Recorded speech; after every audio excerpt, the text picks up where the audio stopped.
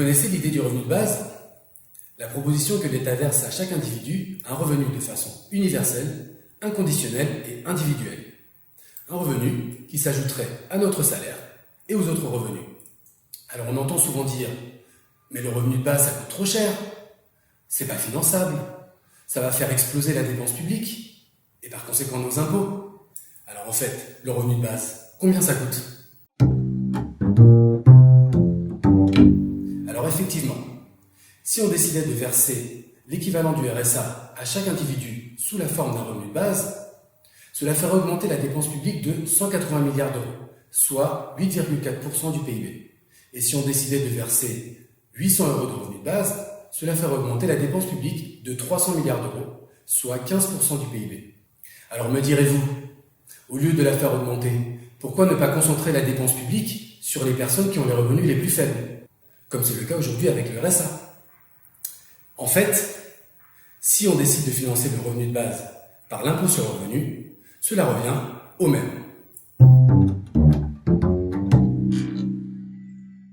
Comparons les deux alternatives.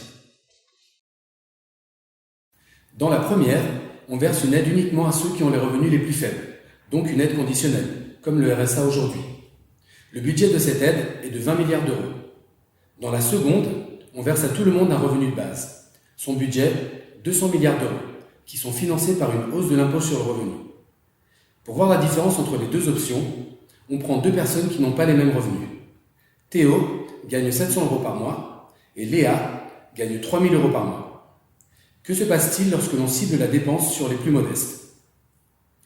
En plus de son salaire, Théo touche un complément de revenu de 300 euros par mois, par exemple un RSA ou une prime d'activité. À la fin du mois, il a donc 1000 euros pour vivre.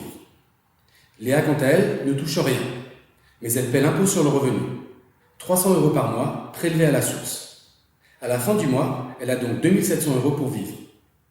Que se passe-t-il maintenant si on verse un revenu de base et qu'on augmente l'impôt sur le revenu pour le financer? Mettons le revenu de base à 500 euros, mais on peut aussi le mettre à 800. Théo touche le revenu de base de 500 euros. Il touche son salaire en plus, mais il va maintenant payer 200 euros par mois d'impôt sur le revenu, prélevé à la source. Il lui reste donc 1000 euros par mois pour vivre, exactement comme dans la proposition précédente. Léa, quant à elle, touche aussi son revenu de base, de 500 euros, plus son salaire de 3000 euros. Mais son impôt va passer à 800 euros. Il lui reste donc 2700 euros par mois pour vivre, exactement comme dans la situation précédente. Conclusion, les deux alternatives sont équivalentes. L'augmentation de la dépense publique n'est donc pas un problème. Mais alors, pourquoi se prendre la tête à mettre en place un revenu de base?